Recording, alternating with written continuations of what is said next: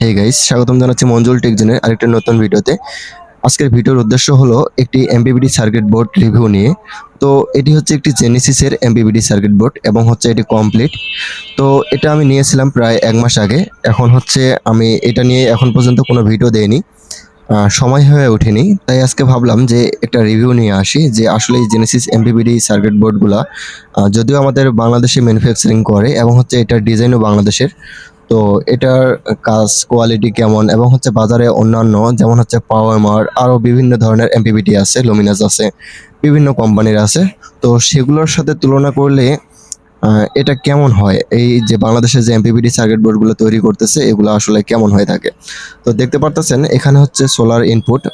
আমাদের যে হাতের বাম পাশে হবে সেটা হচ্ছে solar plus minus input, PV input.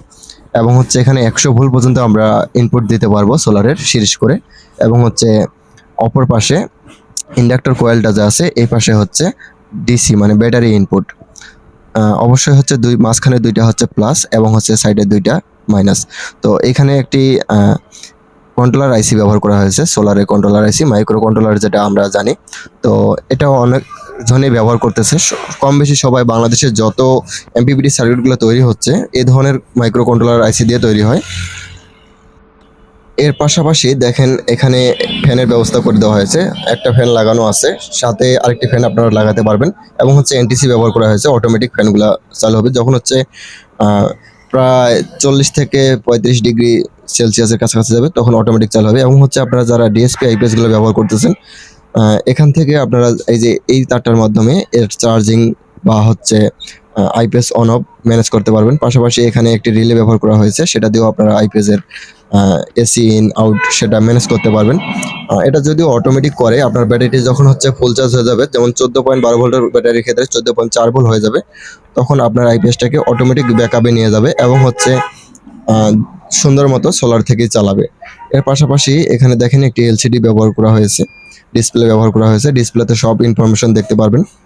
পাশাপাশি আপনারা এই যে দেখেন, আমি যখন হচ্ছে মাঝখানে যে বাটন দুইটা আছে এই দুইটা চাপ দিয়ে রাখবো, তখন হচ্ছে আমাদের আইপিএসের চার্জিং অফ হয়ে যাবে, এখানে লেখা আসবে চার্জার অফ। এবং হচ্ছে যখন আবার চাপ দিয়ে ধরবো তখন চার্জার অন আসবে, আইপিএসে আবার চার্জিংটা চালু হয়ে যাবে। আর এখানে টোটাল এটা যেহেতু হচ্ছে তারা এক বোর্ডেই সব ধরনের করে, 40, 60, 80। তো এখানে টোটাল হচ্ছে 40 এম্পিয়ারের একটি বোর্ড। এখানে 60 এম্পিয়ারের বোর্ডে তারা মসপেট ব্যবহার করে, আর আলাদা বেশি মসপেট ব্যবহার করে।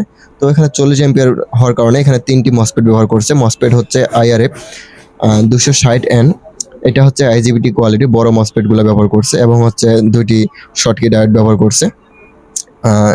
এবং হচ্ছে পিছনের লেয়ারগুলো টেনে দিয়েছে, দেখেন কাজের ফিনিশিংও ভালো এবং হচ্ছে বোর্ডটাও ডিজাইন অনেক ভালো।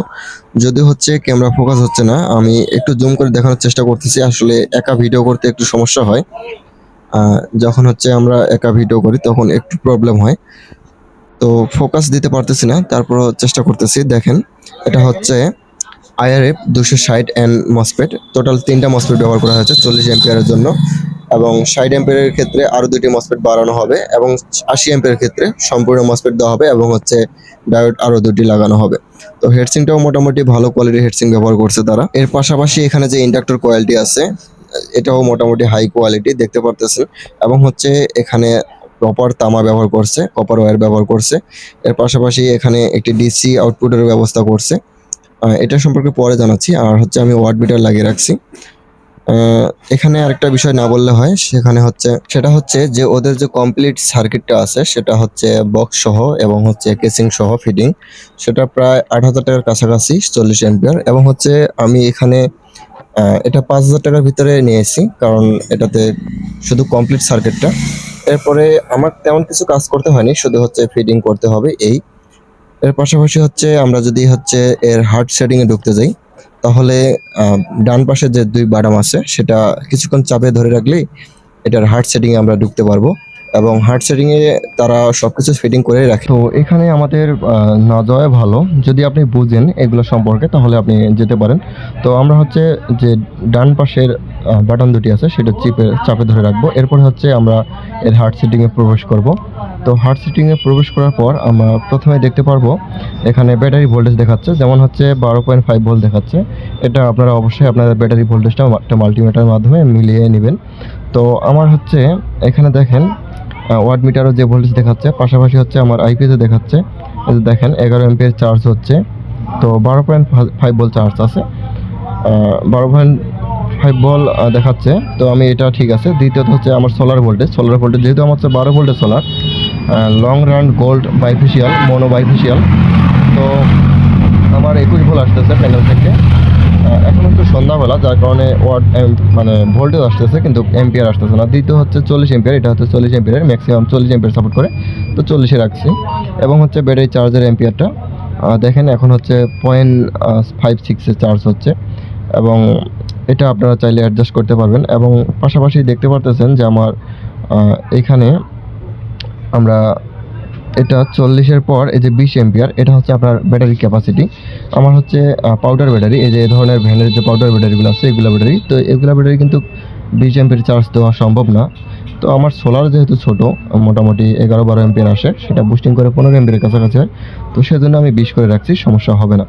এবং হচ্ছে দ্বিতীয়ত হচ্ছে হাইব্রিড লো, এবং এর পাশাপাশি একটা চলে গেল, সেটা হচ্ছে চার্জিং এম্পিয়ারটা মিলিয়ে নেবেন অবশ্যই। এরপর হচ্ছে হাইব্রিড লো, আপনার হচ্ছে কত ভোল্টে যাওয়ার পরে আবার হচ্ছে আইপিএসটাকে অফ করে দিয়ে এসিটা অন করে দিয়ে আবার হচ্ছে ব্যাটারিটাকে চার্জ করবে। আর এরপরে হচ্ছে আপনারা যখন আরেকটু নিচে যাবেন 7 নাম্বারে, তখন দেখবেন ব্যাটারি ফুল কাট হচ্ছে 14.4, যদি হচ্ছে 12 ভোল্টের ব্যাটারি 14.4-এ এটা ব্যাটারি ফুল চার্জ হয়। এরপরে আরেকটা সেটিং পাবেন, সেটা হচ্ছে ব্যাটারিটা মানে আপনার হচ্ছে আউটপুট ভোল্টটা, সেটা 12 ঘন্টা মোডে চালাবেন না 24 ঘন্টা মোডে চালাবেন সেটাও পাবেন। এরপর হচ্ছে আরেকটা চাপ দিলে এটা অটোমেটিক ওপেন হয়ে যাবে। পাশাপাশি হচ্ছে আপনারা হচ্ছে মাঝখানেরটা এবং হচ্ছে বাম পাশে বাটনটা যদি চাপ দিয়ে রাখেন তাহলে হচ্ছে এসিটা বাইপাস মোড করে রাখবে। আমাদের শীতকালে হচ্ছে যখন হচ্ছে ব্যাটারিটা চার্জ হয়ে থাকে সব সময়, তখন চালানোর প্রয়োজন হয় এসি থেকে, মানে ব্যাটারি থেকে, সোলার থেকে, তখন হচ্ছে এটা আপনারা চালু করে রাখতে পারবেন। এটা সারা বছর এইভাবেই থাকবে। এটা যদিও অটোমেটিক 14.4-এ যাওয়ার পরে রিলেটা থেকে আপনার এসিটা অটোমেটিক বন্ধ করে দেয়। দেখেন এখানে একটা রিলে আছে ওটে, তো সেটা অটোমেটিক বন্ধ করে দেয়। তো এই হলো এমপিপিটি। তো এইখানে আরেকটা বিষয় দেখছি, সেটা হচ্ছে অনেকে বলে যে 12 ভোল্টের প্যানেলে এটা বুস্টিং করতে পারে না, বা হচ্ছে এম্পিয়ার তেমন ভালো দিতে পারে না। তো আমি দেখলাম মোটামুটি আমার 240 ওয়াট প্যানেল থেকে আমার এম্পিয়ার আসে প্রায় 13 এম্পিয়ার, সেটা বুস্ট করে আমাকে প্রায় 12, 13, 14, 15 এম্পিয়ার পর্যন্ত দিতে পারে।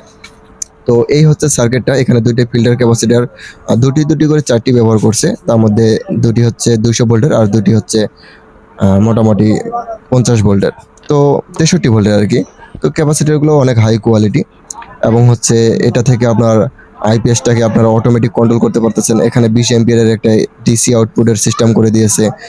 এটা 9 ভোল্টে যাওয়ার পরে অটোমেটিক বন্ধ হয়। অনেকে বলে যে এটা কেন সে ম্যানুয়ালি কন্ট্রোল করা যায় না, যে কত ভোল্টে যাওয়ার পরে কাট হয়ে যাবে।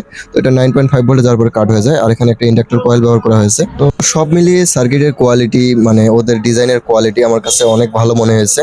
এবং হচ্ছে সার্কিটটা কিন্তু অনেক বড়, যেমন হচ্ছে সাধারণ যে আমাদের পাওয়ার বিভিন্ন কোম্পানি যে এমপিপিটিগুলো আছে সেগুলো কিন্তু সাইজ অনেক ছোট হয়ে থাকে, আর এটার সাইজটা অনেক বড়, অনেক মানে হার্ড করে কাজটা করা হয়েছে। এবং হচ্ছে এটার পার্টসের কোয়ালিটি অনেক প্রিমিয়াম। এর পাশাপাশি হচ্ছে আমাদের এটা হচ্ছে আমরা যখন হচ্ছে বাম পাশের যে দুই বাটনটা আছে এই দুইটা যখন চাপ দিয়ে রাখবো তখন এটা অটোমেটিক ট্যাগিংয়ে চলে যাবে। আমরা খুব শীঘ্রই এমপিপিটি সার্কিটটি নিয়ে একটি টেস্টিং ভিডিও নিয়ে আসবো। আজকে মূলত হচ্ছে রিভিউ দিলাম।